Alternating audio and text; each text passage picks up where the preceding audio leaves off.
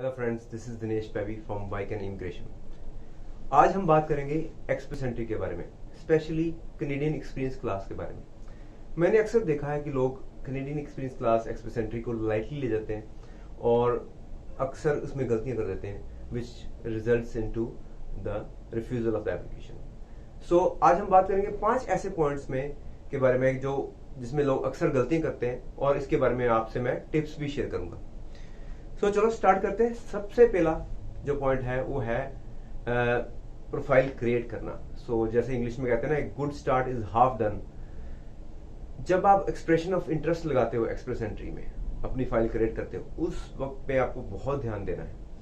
उस टाइम पे आपको केयरफुली चीजों को करना है। फॉर इंस्टेंस आपको अपना नॉक कोड जो है, अपना जॉब टाइटल बहुत ध्यान से चूज करना है। होता क्या, अक्सर लोग प्रोफाइल क्रिएट कर देते हैं अपने हिसाब से, जो उनको लगता है कि ये मेरी जॉब ड्यूटीज हैं, ये मेरा नो कोड होगा, और उसमें डाल देते हैं। लेकिन उसके बाद उनको पता लगता है कि भी उनका जो एम्प्लॉयर है, फॉर एग्जांपल, वो वाली ड्यूटीज लिख के दे नहीं रहा, और एम्प्लॉयर के हिसाब से जो है नो कोड कोई और है और जॉब टाइटल कुछ और है, तो फिर वो बहुत प्रॉब्लम आती है। मेरे हिसाब से आपको प्रोफाइल क्रिएट करने से पहले ही अपने एम्प्लॉयर से बैठ के सलाह करनी है, बात करनी है कि वो कौन सी ड्यूटीज लिख के देंगे, उनके हिसाब से जॉब टाइटल क्या है, वगैरह वगैरह। ये जब कंफर्म हो जाता है उसके बाद ही अपनी प्रोफाइल क्रिएट करो, ठीक है। ये बहुत जरूरी है, क्योंकि एक बार आपने जो नो कोड डाल दिया, राइट, एक्सप्रेशन ऑफ इंटरेस्ट में, उसके बाद आपको जो आईटी आ जाता है, तो उसके बाद आप अपना नो कोड चेंज नहीं कर सकते। मतलब बहुत मुश्किल होता है चेंज करना।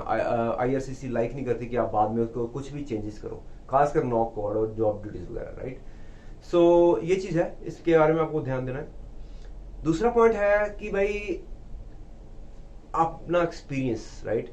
जैसे आप प्रोफाइल क्रिएट करते हो, ठीक है, उस प्रोफाइल में आपको मंथ, आस्क फॉर मंथ, कौन से मंथ को, कौन से ईयर को आपका वर्क एक्सपीरियंस शुरू हुआ, ठीक है।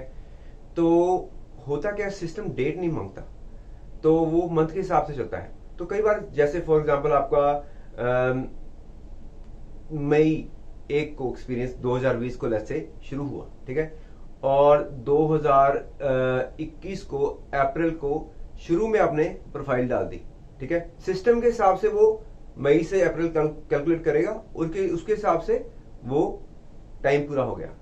लेकिन उस आपको ध्यान देना है कि आपका एक्चुअल में पूरा साल कंप्लीट हुआ है कि नहीं, क्योंकि सिस्टम जो कैलकुलेट करता है वो मंथ के हिसाब से करता है। लेकिन जब आप प्रोफाइल क्रिएट करते हो, उसमें आपको एक क्वेश्चन आता है कि क्या आपका 1 साल का पूरा कंप्लीट हो गया है। जब आपको यस बोलते हो तभी वो प्रोफाइल आगे जाती है, ठीक है। अगर आप मंथ के हिसाब से चलोगे और आपका 1 साल पूरा नहीं होगा, आपको आईटीए तो आ जाएगा, लेकिन उसके बाद जब आपका जो ऑफिसर है वो देखेगा कि जिस टाइम पे इस आदमी ने या इस बंदे ने प्रोफाइल क्रिएट की थी, उस टाइम पे इसका 1 साल पूरा नहीं हुआ था। दूसरा जो पॉइंट है जिसमें लोग अक्सर मिस्टेक्स करते हैं, वो है आपका एक्सपीरियंस कैलकुलेट करना, ठीक है। जब आप प्रोफाइल क्रिएट करते हो तो आपको मेक श्योर करना है कि आपका जो एक्सपीरियंस है वो पूरा हो रहा है। फॉर इंस्टेंस, जो सिस्टम है एक्सप्रेस एंट्री का, वो आपसे मंथ एंड ईयर मांगता है, वो आपसे कभी डेट नहीं मांगता।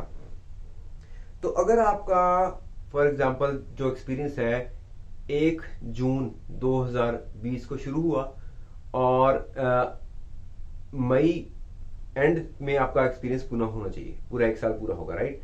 पर क्या है, जब आप फाइल क्रिएट करते हो, आप मई के शुरू में ही फाइल क्रिएट कर देते हो सिस्टम में, तो सिस्टम उसको उठा लेगा, वो आपको रिजेक्ट नहीं करेगा फाइल, क्योंकि वो मंथ टू मंथ कैलकुलेट करता है। तो जब जून से लेके वो मई करेगा, चाहे वो मई के स्टार्ट में ही हो, वो आपका सिस्टम उठा लेगा।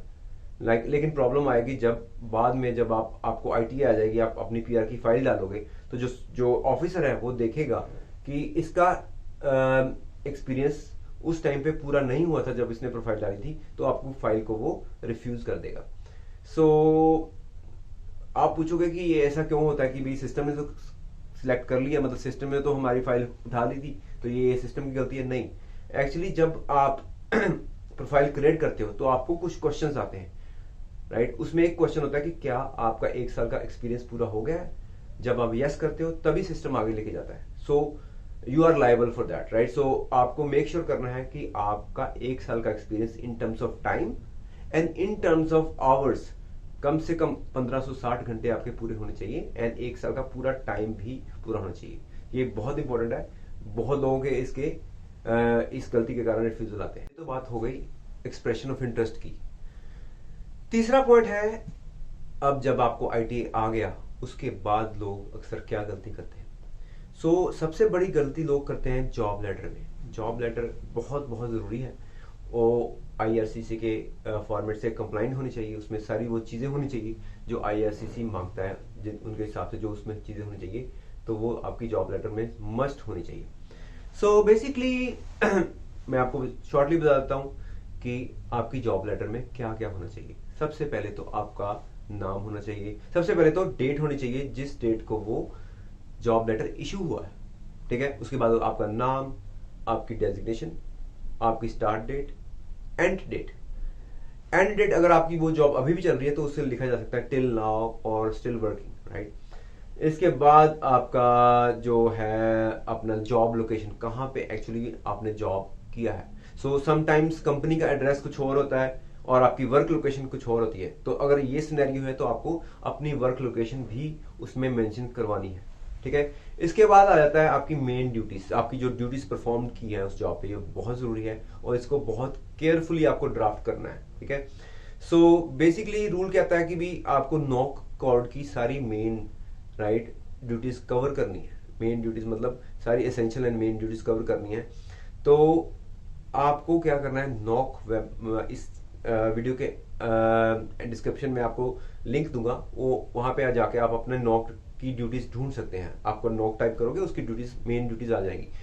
करना क्या है, आपको उसको कॉपी पेस्ट नहीं करना, बिल्कुल नहीं करना। कॉपी पेस्ट का भी वो रिफ्यूज कर देते हैं। जब आपको उसको इस तरह से ड्राफ्ट करना है कि उनकी सेंस वही बने जो नॉक कोड की ड्यूटीज में है, लेकिन अपनी वर्डिंग में ड्राफ्ट करना है। This is little bit of craft work. आपको उसको इस तरीके से बनाना है कि भाई लगे कि आपके एम्प्लॉयर ने वो खुद लिखी है, लेकिन उनकी सेंस वही बनती है। बिल्कुल हर एक ड्यूटी की सेंस वही बनती है जो नॉक कोड की ड्यूटीज में लिखी हुई है। ये बहुत जरूरी है। अगर उनमें से कुछ ड्यूटीज मिस होती हैं या फिर उनकी सेंस वो नहीं बनती जो नॉक कोड के वहां लिखी हुई है, तो फिर आपका रिफ्यूजल आ सकता है। बहुत बार मैंने ये ऐसा रिफ्यूजल आते हुए देखा है। You have to be very careful, right. Spend some time on this, okay. Make sure that duties reflect the duties of the NOC code. इसके बाद एंड में आपका जो एम्प्लॉयर है उसका नाम, जो सिग्नेटरी है, जो असाइन कर रहा है उसका नाम, उसका कंपनी में टाइटल क्या है वो, और उसका कॉन्टैक्ट नंबर।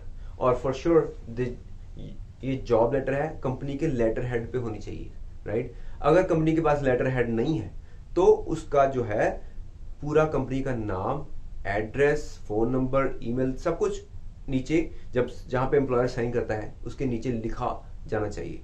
नहीं तो फिर वो रिफ्यूज कर देंगे, क्योंकि वो उनको contact often they go back and check कि भाई आपके एम्प्लॉयर से वो वेरीफाई करते हैं। लेकिन अगर उनके पास वेरीफाई करने का एड्रेस नहीं होगा, फोन नंबर नहीं होगा, ईमेल नहीं होगा, तो वो कैसे करेंगे। वो that may result into the refusal of the application. Be sure that your job letter is compliant. Last but not least, पांचवा पॉइंट वो है डॉक्यूमेंटेशन। डॉक्यूमेंटेशन में आपको इसमें काफी सारे डॉक्यूमेंटेशन लगते हैं। मैं मेन डॉक्यूमेंट्स की बात करूंगा। जब आप जॉब लेटर लगाते हो, साथ में आपको अपनी पे स्टब्स भी अपलोड करनी है। पे स्टब्स जरूरी नहीं है कि आपके पास सारी पे स्टब्स हो और सारी ही लगानी जरूरी है।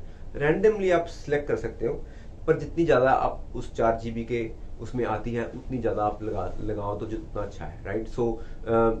If you don't want to put all the pay stubs, so what you should do is शुरू की कुछ, फिर बीच की कुछ, फिर उसके बाद में कुछ और एंड में कुछ, ऐसे मिला के आप रैंडमली उसको लगा सकते हो। जॉब पे स्टब्स के अलावा I recommend you upload the T4। T4 उस कंपनी का लगाना बहुत जरूरी है। जितना भी आपका टाइम पीरियड उसको क्लेम कर रहे हो, उस टाइम पीरियड का T4 लगाना जरूरी है। और मेक श्योर कि T4 उसी कंपनी का होना चाहिए जिसके आप पॉइंट क्लेम करते हो, जिसका एक्सपीरियंस कर रहे हो, जिसके पॉइंट्स क्लेम कर रहे हो, जो आपका NOC 0AB का एक्सपीरियंस है। समटाइम्स क्या होता है कि लोगों ने इधर उधर कुछ पार्ट टाइम वर्क, कुछ थोड़ी देर के लिए काम किया होता है और उसकी T4 अपलोड कर देते हैं, वो that can result into your the refusal of the application. ठीक है, सो मेक श्योर T4 सही कंपनी का लगे। और इसके बाद आपको लगाना होता है, ये ऑप्शनल है लेकिन good to have, good to upload this as well, वो है आपका notice of assessment. So CRA का आपका नोटिस ऑफ असेसमेंट आता है, तो वो आप एंड में लगा सकते हो। ठीक है, इसके बाद आपको अपने original police clearance certificates upload करने हैं, आपको अपना मेडिकल अपलोड करना है। ठीक है, लेकिन आप अगर आपके पास इनमें से कुछ डॉक्यूमेंट्स नहीं है, लाइक मान लो आपको पास कुछ वो अपना पे स्टब्स मिसिंग है, या आपका अपना जो है पुलिस क्लियरेंस आपके पास नहीं आया, आपने देने करने के लिए दिया, टाइम ज़्यादा लग रहा है, तो हर चीज़ जो मिसिंग है उसकी प्लीज़ एक एक्सप्लेनेशन लेटर लिखो डिटेल में, उनको समझाओ कि इशू क्या है, किस कारण कारण क्या है जो आप वो अब नहीं अपलोड कर रहे, और उनमें उसे रिक्वेस्ट करो कि भाई वो आपको एक एग्जाम्पशन दे और एक्स्ट्रा टाइम दे वो आपको अपलोड करने के लिए। ठीक है, और वो लेटर प्लीज साइन होना जरूरी है, it's very important to sign the explanation letter. सो ये हो गए मेन पॉइंट्स जो हैं एक्सप्रेस एंट्री के, मैं आपसे साथ शेयर करना चाहता था। आपको अगर कोई भी सवाल है या आप चाहते हैं कि हम आपकी एक्सप्रेस एंट्री प्रोफाइल में हेल्प करें, so you can contact us, we will be glad to help you.